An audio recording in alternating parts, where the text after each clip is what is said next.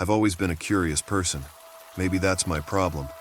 I've never known when to stop digging, even when I knew the rabbit hole might lead me somewhere I didn't want to be. But nothing could have prepared me for what I found on the dark web. I'd heard the stories before, who hasn't? They tell you it's a place of nightmares, illegal markets, human trafficking, the kind of sickening content that would make any normal person turn their head in disgust. I wasn't into any of that, of course. I just wanted to explore, see what was out there. Maybe I was bored, or maybe I just thought it would be exciting, and who knows. I had everything set up, a VPN, a Tor browser, all the precautions you read about. I felt safe, anonymous. That's where I was wrong. I stumbled upon the site late one night. It didn't have a name, just a black screen with a single input field. Enter your email to proceed.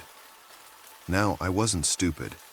I knew better than to give away personal information on the dark web, so I hesitated. But there was something about it, a strange pull, like a gut feeling telling me this wasn't just another dead-end link. So I used a burner email, typed it in and hit enter. The screen stayed black for a few moments and I thought maybe the site was a dud. But then, a loading bar appeared, slow and deliberate, inching its way across the screen.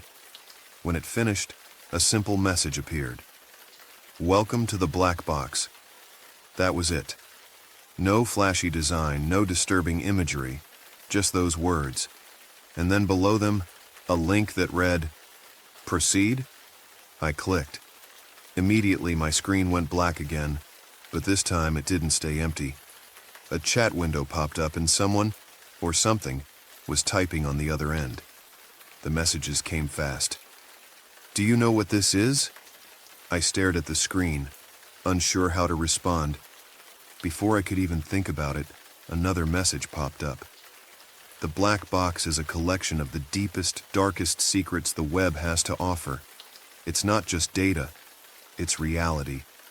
And now, it's yours. I should have closed the window. I should have shut off my computer and gone to bed. But I didn't. My curiosity got the best of me. I typed back, What do you mean, reality? There was a long pause.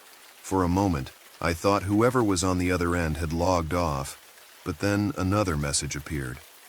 We see everything, everyone, even you. That sent a shiver down my spine.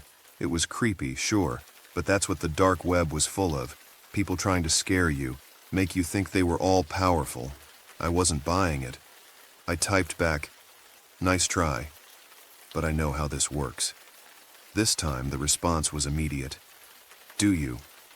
And then, before I could reply, something happened that made my blood run cold.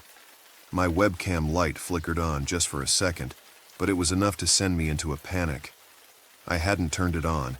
No apps were running that could have activated it. I slammed my laptop shut, heart racing, trying to calm myself down. I told myself it was a coincidence, maybe a glitch, a random activation. I didn't want to believe that someone had control over my device. But then my phone buzzed. I nearly jumped out of my chair. When I picked it up, there was a new message from an unknown number. It was just one sentence. We warned you. At this point I was terrified. I couldn't explain how they had my phone number, let alone how they were accessing my webcam. I immediately disconnected from the internet, yanked the Ethernet cable out of my router and powered down my laptop. But it didn't matter. Things got worse. That night I barely slept. Every little sound in my apartment had me jumping out of bed, checking the locks on my doors and windows, making sure no one was there. I was paranoid, and for good reason. The next morning, I woke up to find a small package outside my door. No note, no return address. Just a plain black box, completely sealed with thick, heavy tape. I hesitated before bringing it inside. But again, my curiosity won out. I set it down on my kitchen table and carefully peeled away the tape. Inside was a small black USB drive, unmarked and completely nondescript. I knew I shouldn't plug it in. I knew that this was exactly how people got in trouble, but I couldn't resist. I needed to know what was on it. I booted up an old laptop, one I hadn't used in years and didn't care about. I figured if anything happened, at least it wouldn't be my main computer. With shaky hands, I inserted the USB drive. For a few seconds, nothing happened. Then, a folder appeared on the desktop. It was named with today's date. I clicked on it. Inside the folder were dozens of video files, all with random strings of numbers as titles. I opened the first one, and what I saw made me physically recoil from the screen. It was me. The video was a recording of me sitting at my computer, browsing the dark web just hours earlier. But it wasn't recorded from my webcam. It was from outside my window, peering in from the darkness. I couldn't breathe. I quickly closed the video and opened another one. This time it was footage of me from earlier that day, leaving my apartment, walking down the street. The camera had followed me the entire way, filming from a distance. Panic set in. I rushed to unplug the USB, but my computer froze. The screen went black again, just like it had the night before. And then, just like before, a chat window appeared.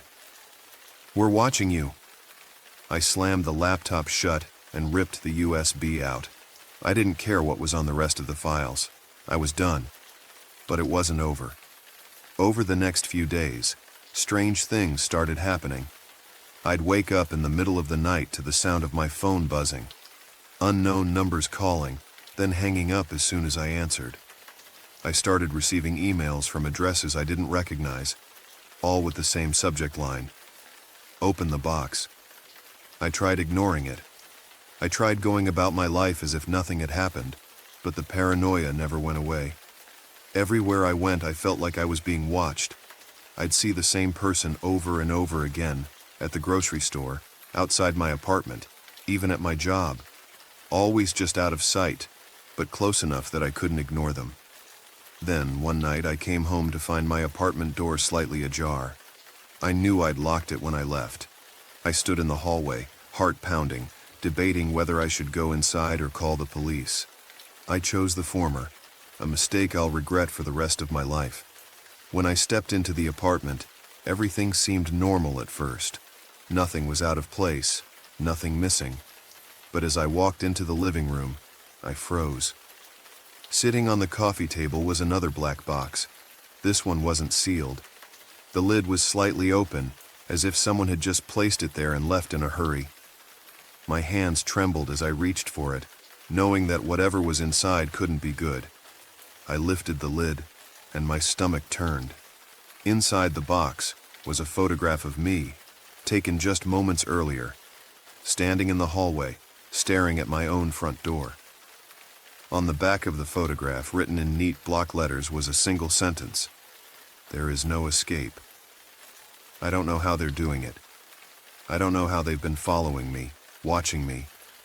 I've changed my locks, moved apartments, even switched jobs. But it doesn't matter. No matter where I go, the black box finds me. And I'm scared, because now, when I look out my window at night, I can see them, standing there in the shadows, waiting, watching.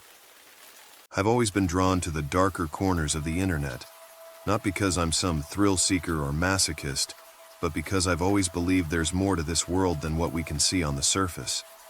I wanted to dig deeper, uncover the secrets that most people would rather ignore. The dark web was my way in. I'd been exploring it for a while, usually just out of curiosity, browsing forums, scrolling through hidden marketplaces, reading up on conspiracy theories. But I never really found anything that scared me, until one night when I came across a chat room that didn't seem to belong. It didn't have a proper name, just a string of random letters and numbers as the title. Normally, I would have ignored something like that. The chat rooms on the dark web are usually just full of trolls or people bragging about illegal stuff. But something about this one felt off. I couldn't explain it. Maybe it was the fact that there were no users listed online, or the fact that it didn't appear in any of the usual directories. It just existed in its own little pocket, tucked away from everything else. Against my better judgment, I clicked the link. The room was completely empty. No avatars, no usernames, no messages, just a black screen with a single input field at the bottom. I typed a simple greeting. Hello? Nothing.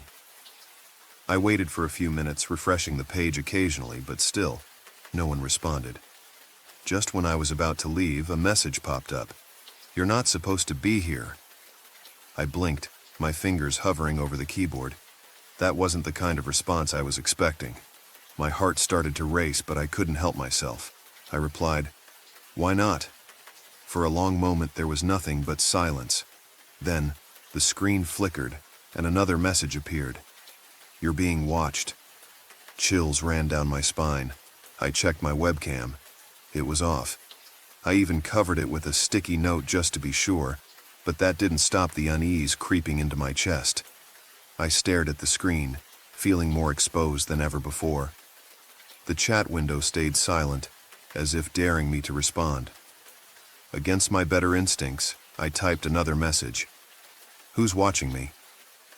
This time, the reply was instant.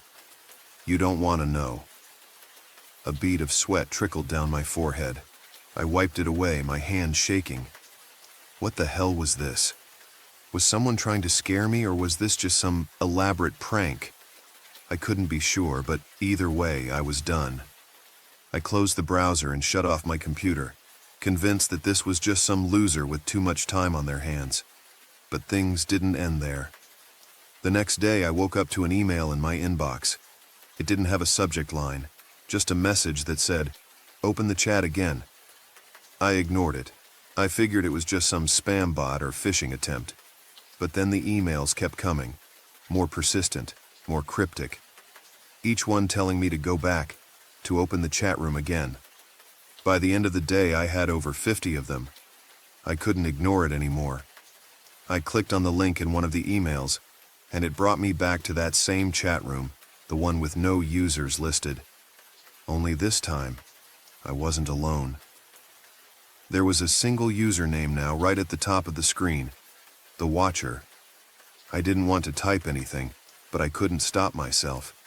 It was like something had taken control of my hands. "Who are you?" I typed, my fingers trembling. The screen went black for a moment, and then the message appeared. "You've been chosen." "Chosen for what?" I typed back, my heart racing faster now. "To disappear." I froze. The word lingered on the screen, taunting me. My breath caught in my throat as I read it over and over again. My instincts screamed at me to turn off the computer, but it was like I was paralyzed, unable to do anything but stare. Another message popped up.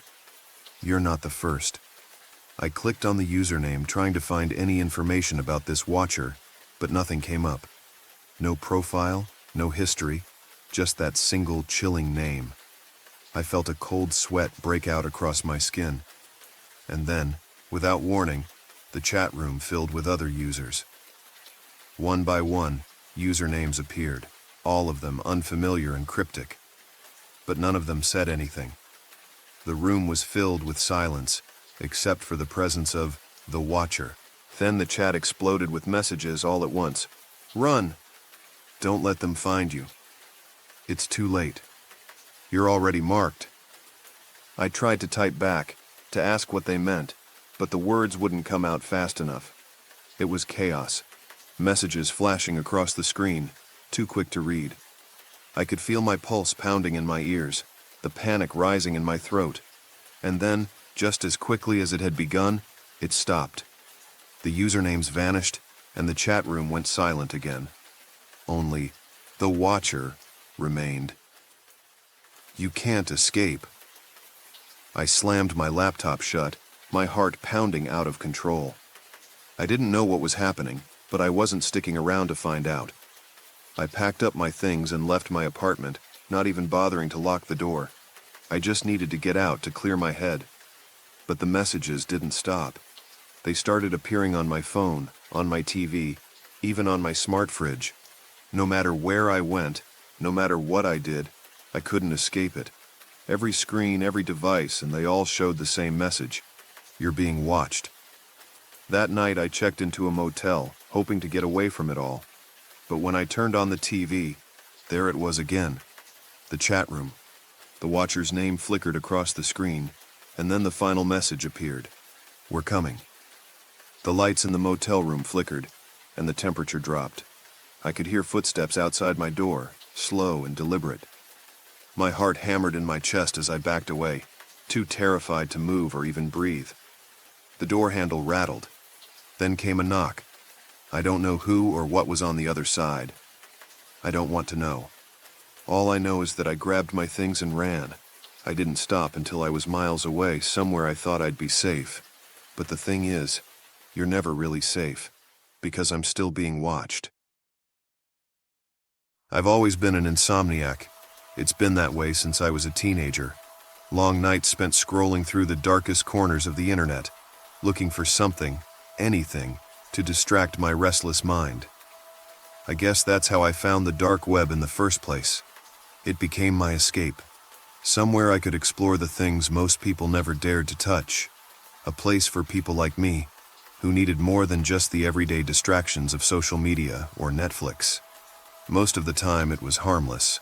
I'd lurk in forums, read conspiracy theories, or watch weird videos that you wouldn't find anywhere else. But one night, I stumbled across something that made me realize just how wrong I'd been about the dark web. There were things out there I wasn't prepared for. It started innocently enough. I was scrolling through a dark web marketplace, the kind of place that sold illegal software, hacked credit card numbers, even black market medical supplies. Nothing that shocked me anymore. But then I saw a new section I hadn't noticed before, tucked away near the bottom of the page, labeled Curiosities. I clicked it. It was a list of items for sale, but they were strange. Not your typical drugs or fake IDs. These were personal. Old diaries, someone's childhood artwork, VHS tapes with no labels. At first I thought it was some sort of niche collector's market for odd things people found in thrift stores. But the further I scrolled, the weirder it got. There were items with descriptions like, "The last recorded memories of a stranger," or "A fragment of time, captured forever." One listing was for something called the Forgotten Box, described as a collection of memories no one should own. I couldn't help myself. I was intrigued. I clicked on the listing. The seller's page was minimal. No profile picture, no information about who they were, just a price and a shipping option. The item itself was cheap, practically free, which was odd considering the mystery it promised. Against my better judgment, I bought it. I figured, worst case scenario, I was about to receive some broken toy or piece of junk. Best case, I'd have a weird story to tell. A few days later, a small unmarked package arrived at my door. There was no return address, no identifying labels. Just a plain black box inside, no bigger than a shoebox. It felt heavier than I expected, and when I opened it, there was only one thing inside: an old beat-up camcorder and a single cassette tape. I stared at it for a while, unsure of what I was supposed to do with it. But my curiosity got the better of me. I dug out my old VCR, hooked it up to the TV, and popped the tape in. The screen flickered to life, showing grainy, handheld footage of someone's bedroom. It looked like it was filmed years ago. The furniture was old, the decor outdated. The camera wobbled as if whoever was holding it was trying to stay hidden. They were filming through a crack in the door, watching someone lying in bed. At first I thought it was some kind of creepy voyeur tape, maybe filmed without the person's knowledge. But then I noticed something that made my skin crawl. The person in the bed was me. I was frozen, staring at the screen, unable to comprehend what I was seeing. The room was identical to mine. The same bed, the same posters on the wall, the same pile of clothes on the floor. And the figure in the bed? It was me, sleeping. My mind was racing. This couldn't be possible. The footage had to be old. Decades old, based on the quality. But there I was, just as I looked now, lying there, completely unaware that someone had been filming me. I rewound the tape hoping I had seen it wrong, that maybe it was just some bizarre coincidence.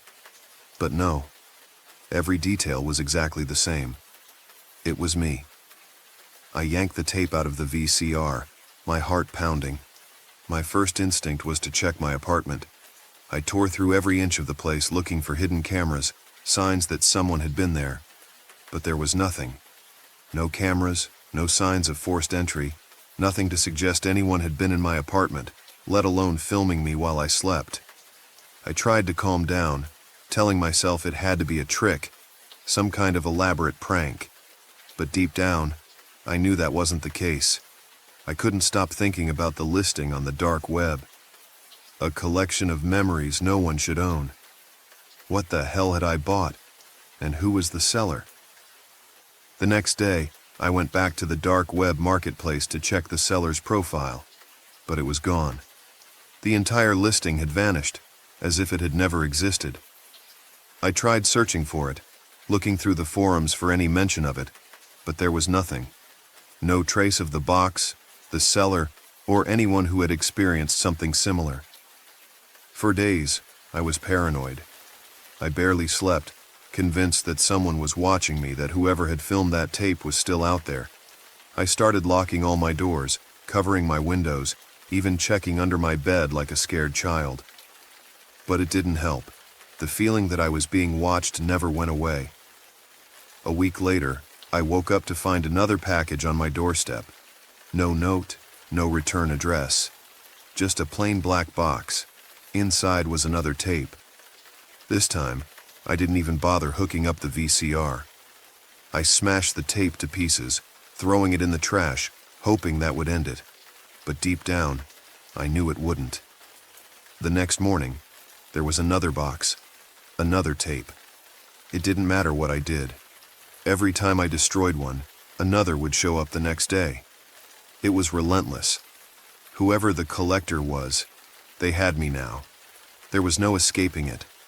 I stopped sleeping altogether, too afraid of what I might see on the tapes. Because the worst part?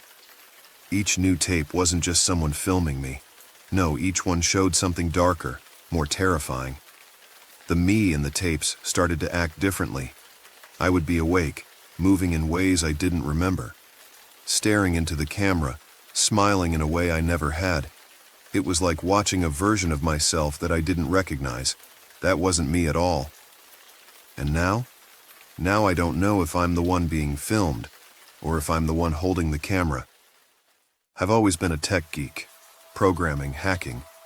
It's been my life since I was a kid. So naturally, as soon as I learned about the dark web, I was hooked. Not because I was interested in buying anything illegal, but because it was like the Wild West of the internet.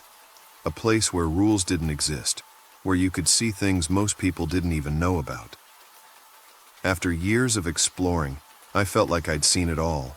The illicit marketplaces, the shady forums, and even the conspiracy theory pages.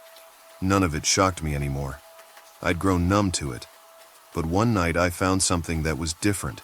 Something that made me feel that strange mix of fear and excitement I hadn't felt since my first time delving into the dark web. It started with a post on a hacker forum I frequented. It wasn't the usual how-to guides or discussions about security flaws. No, this was something more cryptic. The title simply read, "Unlock the Truth." Curiosity piqued. I clicked it.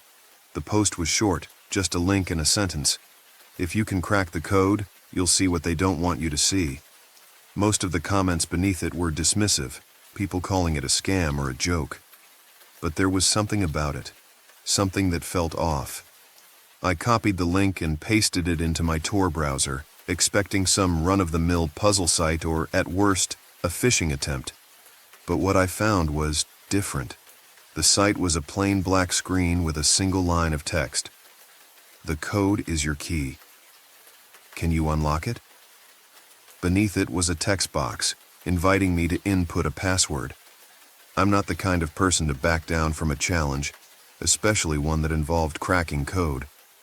I spent hours trying to figure it out, running the site through every kind of analysis tool I had, looking for hidden clues in the source code, in the metadata. Eventually, I found something buried deep within the page's code. a string of numbers and letters that looked like a cipher. After some time working on it, I cracked the code.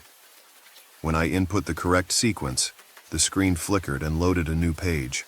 It was a message in plain text. "You've been chosen. Welcome to the network." Before I could even process what that meant, my screen filled with lines of code. It was running something, compiling data faster than I could keep track of. Then the page redirected to a live video feed. What I saw shook me.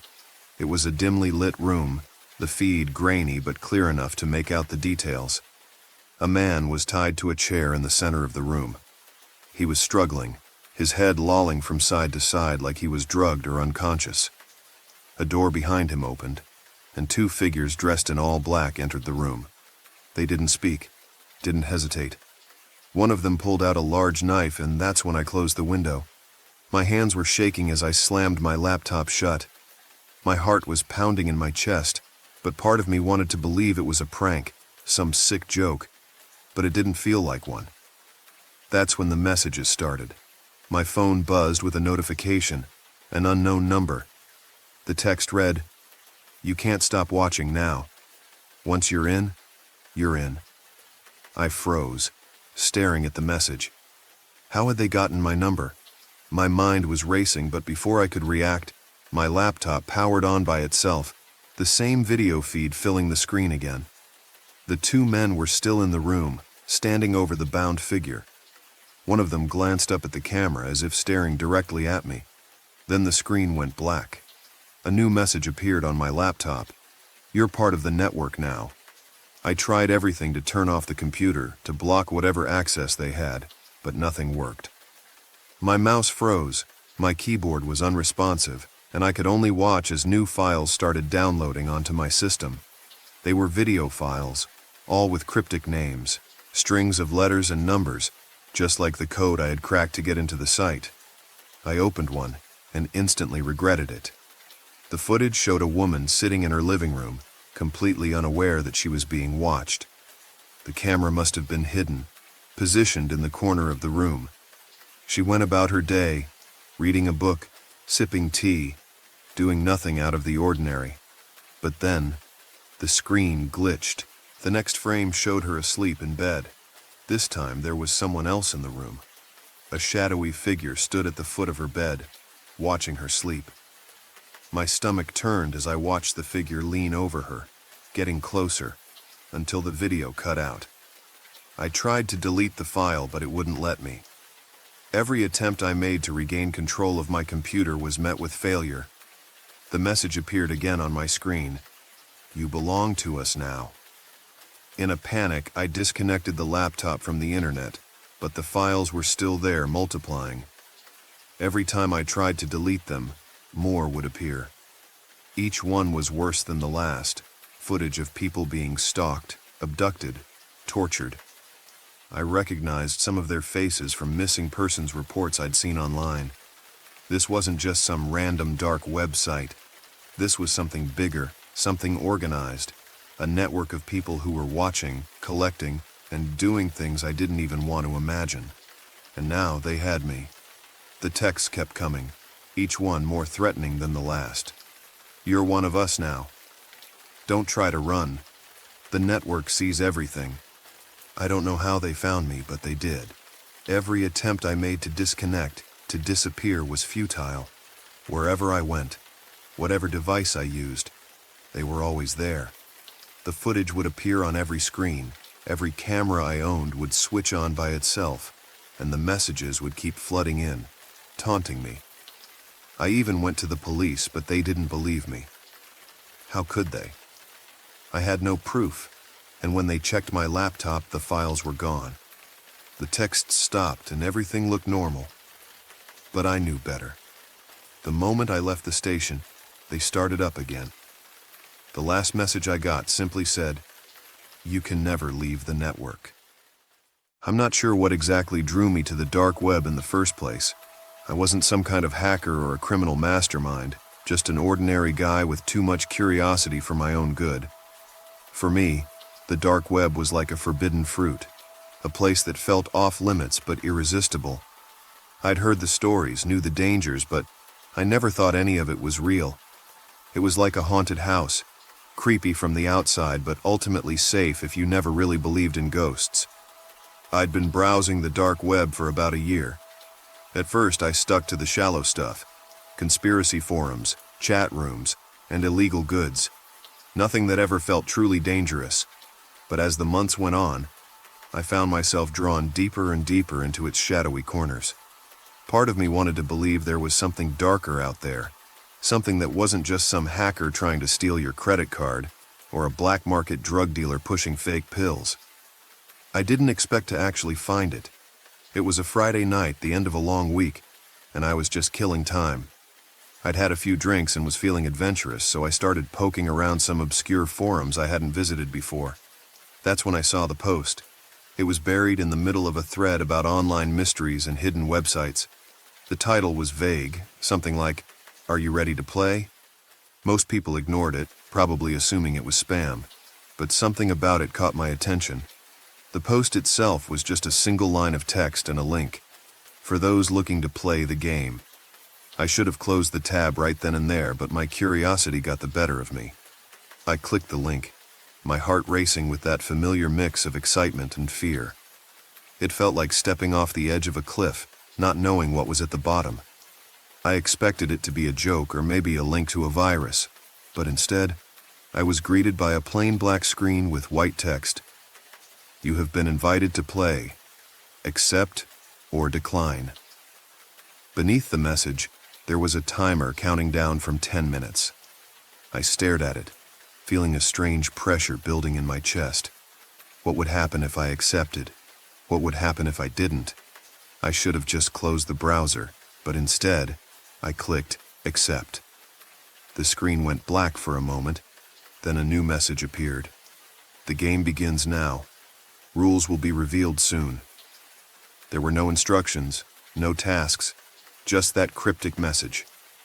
I waited for something to happen, but after a few minutes, the screen stayed blank. I felt a pang of disappointment, thinking it had all been a waste of time. Shrugging it off, I shut my laptop and went to bed, figuring that would be the end of it. The next morning, I woke up to a notification on my phone. The message read, "Rule 1, you are being watched." My heart skipped a beat. I sat up in bed staring at the screen in disbelief. It had to be a joke, right? Maybe a virus that had installed itself when I clicked that link. But something about the message felt personal, invasive. I brushed it off, convincing myself it was just a coincidence. But then the messages kept coming. By midday, I received another. "Rule 2, you cannot leave." At this point, my paranoia was starting to kick in. I started looking around my apartment, checking my windows, my front door, even under the bed, like a kid scared of the boogeyman. I tried to calm myself down, reminding myself it was all just a stupid internet prank. That night as I lay in bed, I heard footsteps outside my apartment. Not loud ones, just the soft, almost rhythmic sound of someone pacing up and down the hallway. I crept to the door and peered through the peephole, but the hallway was empty. Still, the sound continued. When I woke up the next morning, there was another message waiting for me. "Rule 3, no one can help you." Day 3. The paranoia builds. I started to lose it. The messages were coming more frequently, popping up at random times during the day. I couldn't ignore them anymore. Every time I received a new one, I felt like a noose was tightening around my neck, slowly choking me. I tried to go to work, tried to act normal, but everything felt off. I kept checking my phone, waiting for the next rule to appear. My coworkers noticed something was wrong, but I didn't tell them. How could I? They'd think I was insane. By the time I got home that evening, I was on edge. I couldn't shake the feeling that I was being watched. I even went so far as to cover up the camera on my laptop just in case. But that didn't stop the messages. Rule 4. Failure has consequences. Failure? What the hell was I supposed to be doing? I hadn't been given any tasks, no instructions beyond the cryptic rules. I felt like I was being set up to fail. like the whole game was some cruel joke designed to make me lose my mind. That night, I couldn't sleep. Every sound in the apartment made me jump. The floor creaked, the wind howled, and somewhere outside, I heard what sounded like whispering. I tried to tell myself it was just my imagination, but deep down, I knew that something wasn't right. At around 3 a.m., I received the final message. Rule 5. You are no longer just a player. You are the prize. The descent into madness. The next morning, I woke up in a cold sweat. My phone had gone silent overnight, but the sense of dread hung over me like a storm cloud. I could feel something shifting in the air, like a change in the atmosphere. I tried to go about my day, but my thoughts were consumed by the game. By noon, I couldn't take it anymore. I decided to call a friend, someone who knew more about the dark web than I did. I figured they might have some answers, or at least help me figure out if I'd been hacked. But every time I tried to make a call, the line went dead. Then the power went out. I was plunged into darkness, my heart pounding in my chest. I checked my phone, but it was dead too. The messages, the rules, everything had stopped. I thought maybe, just maybe, it was finally over. But I couldn't shake the feeling that something terrible was about to happen. That night, I heard the footsteps again. This time, they were louder, more insistent. I grabbed a kitchen knife and sat in the dark, waiting for whoever was outside to make their move. But they never did. The footsteps just stopped. I didn't sleep at all that night. My mind was racing with thoughts of what the game really was. Was it some kind of elaborate prank? A sick social experiment? Or something darker, something supernatural? I didn't have any answers, only questions. Day 4. The game escalates. By the 4th day, my paranoia had reached a fever pitch. I hadn't left my apartment since the power went out. I didn't trust anything or anyone. The isolation was suffocating, but I felt like leaving would be a death sentence. The rules had said I couldn't leave, and I wasn't about to test that theory. But then something strange happened. My phone buzzed again and a new message appeared, despite the power still being out. The game is almost over. You must run. Run? Run from what? I didn't know. But the fear that gripped me was unlike anything I had ever felt before. My instinct screamed at me to get out, to run as far and as fast as I could. But where would I go? The game had reached into every corner of my life. There was no escape. Then came the sound of someone knocking on my door. Not a light tap, but a heavy, deliberate knock. It echoed through the apartment, sending chills down my spine. I froze, clutching the knife tighter, staring at the door as if it might burst open at any second. The knocking stopped. I approached the door slowly, my hands shaking. I looked through the peephole, but there was no one there, just the empty hallway. But when I turned away from the door, I saw it. The same message from my phone, scrawled in black letters across my living room wall. Run. The escape. I didn't wait. I grabbed my jacket, my keys, and bolted out of the apartment. I ran down the stairs, my footsteps echoing loudly as I raced toward the exit. But when I got outside, everything felt wrong. The street was too quiet, the air too still. It was like the world had been drained of life. I jumped into my car, started the engine, and drove. I didn't care where I was going as long as I was moving. I had to get as far away as possible. But the farther I drove, the more I realized there was no escaping the game. Every street I turned down, every road I took, it was like I was being funneled toward something. And then my car died. I was stranded, miles from anywhere, on a desolate road in the middle of the night. The silence was deafening. I sat there for what felt like hours, my hands gripping the steering wheel, waiting for something, anything to happen. That's when I saw them. Figures, barely visible in the dark, standing at the edge of the trees. I couldn't make out their faces, but I could feel their eyes on me. They were watching, waiting. The game wasn't over. It had only just begun.